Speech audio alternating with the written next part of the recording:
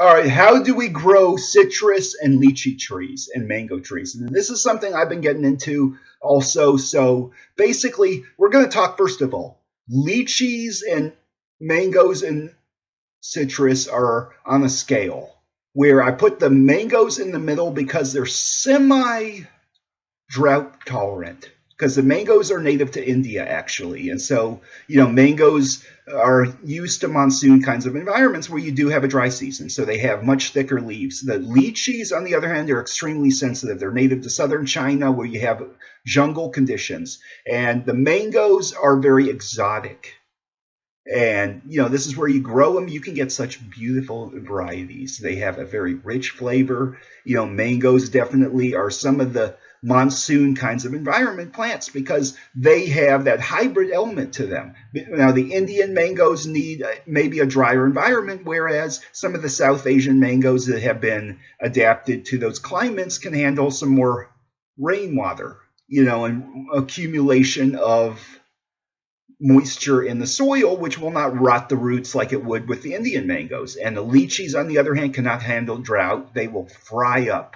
So the lychees are sensitive. And now the citruses, on the other hand, they're the most drought tolerant because the citruses are semi-woody. They have thicker construction than the mangoes. Mangoes can't handle frost. Citruses can handle light frost. Lychees can't handle frost for a second. They're absolutely as tropical as you get, to the point that even like 50 degrees can hurt them. Like rambutan and lychees and longan, they're all related. They're tropical rainforest plants. And so then a few things too that's in the rainforest category is jackfruit, calodong, all those, and mangosteen. And now mangosteen's short, slow growing plant. Mangosteen is not going to grow 10 feet in a year like an empress tree. It's not going to grow like the mango tree rate. But the mangosteen is one of those things that you want to use a good soil that'll supply for a long period of time. It has a deep rooting, so you want to use a lot of organic matter to really build the soil. Because a lot of these plants, they need deep organic matter, and so they only grow in certain spots in the rainforest. And a lot of times if they grow in the native environment, they're not going to fruit as much unless, like I certainly make sure my soil has the right drainage and retention of water. Like if it's a lychee tree, you would use some coconut chips and black cow and some biochar, basalt dust, because the basalt clay helps hold water. And the chelated iron's another thing. Like iron is very important in tropical plants. And iron and sulfur and a lot of these components are extremely important. And so with citruses now, then they need drainage and draining water soil, because the citruses, on the other hand, can't handle too much water, whereas the mangoes are in the middle because they can handle a certain amount of drought. Citruses can handle much better because they're more of the tropical, dry, subtropical, evolved plants. And the lychees are extremely sensitive here. And now lychees need water like there's no tomorrow. Like seriously, a lychee could deal with the boggy soil, but I wouldn't do that. I would probably use vermiculite for a lychee tree. Like vermiculite and black cow mixed together will retain the water in the soil.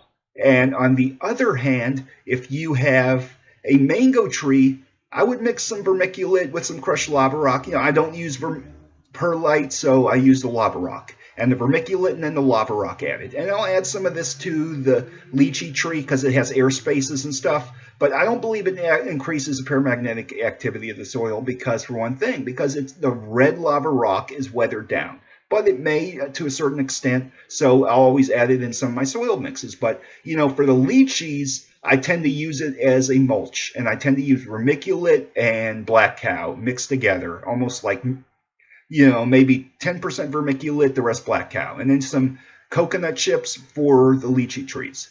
And that's what I get the best results with because the leaves will fry and burn off if you don't have like a super saturated soil with lychees. And they're extremely hard to grow, but they're extremely rewarding too. And now the mangoes, on the other hand, need a hybrid soil. It's 50-50 because like you might want to use some perlite or lava rocks and then some vermiculite or biochar, stuff that kind of retains and drains at the same time. And you want to kind of buffer it together so the soil has the right moisture level that it maintains. Because that's where the osmotic pressure of the plants and the roots kind of soak up the moisture out of the soil, so you want to get it just right.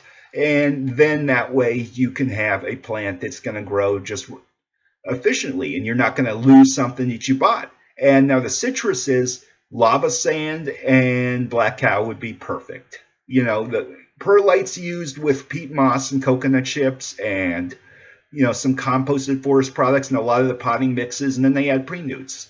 And honestly, I don't use bone meal. I use chicken manure, and then I use basically black cow. But actually, I use chicken manure on my fruit trees, but I don't mess with that on this tropical plants. Like definitely not on the lychees because they're rainforest plants sensitive to nutrients and salts.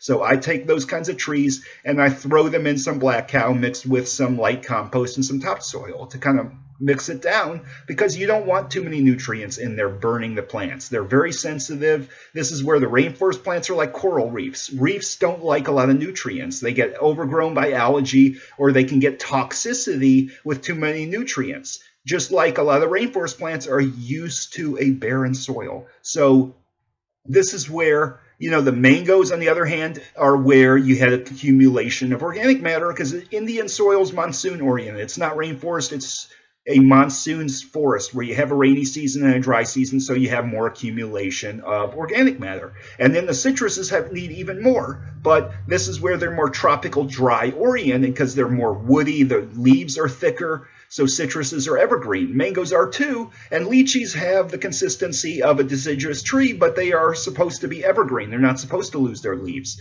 but they can get stressed when they're transplanted. So, this is a video on how to get your soil for some of these tropical plants, and I hope it helps. This is where the mangosteen cousins and the mangosteen are definitely up there. But what you want to do is you want to look at where your plant is native.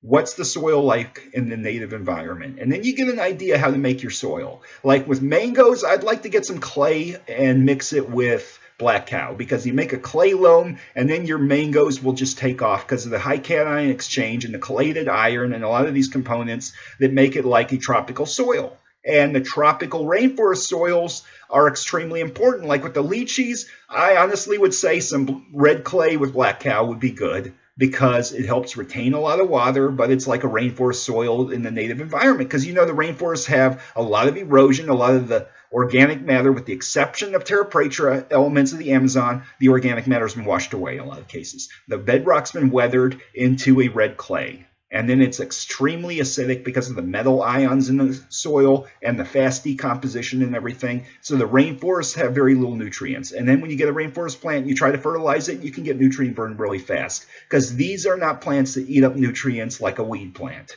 They don't eat up nutrients like a tomato plant or fast-growing woody shrubs that need all these nutrients. They oftentimes need much more appropriately balanced soils. And this is also an important thing. If you're going to fertilize, use a little bit of black cow. And, personally, if you use banana peels and a lot of these components, they break down in the soil and release potassium. So you want to find sources that will help do a lot of things. You don't want to just add one nutrient and expect it to be done. You don't add NPK high fertilizers that burn the hell out of something and then they rob the soil of the trace minerals, given just fast green lush growth. And you don't want to just add trace minerals, you want to add a lot of things. So I take black cow and I mix it with rock dust, and then I get a whole spectrum. So, this is a video. I hope it helps you all grow in tropical plants, because it's very rewarding if you grow mangosteen and lychees and jackfruit and all these plants. You can do them in a greenhouse. You can keep them maintained a certain size in a pot, and then bam, it's worthy of every cent you spend.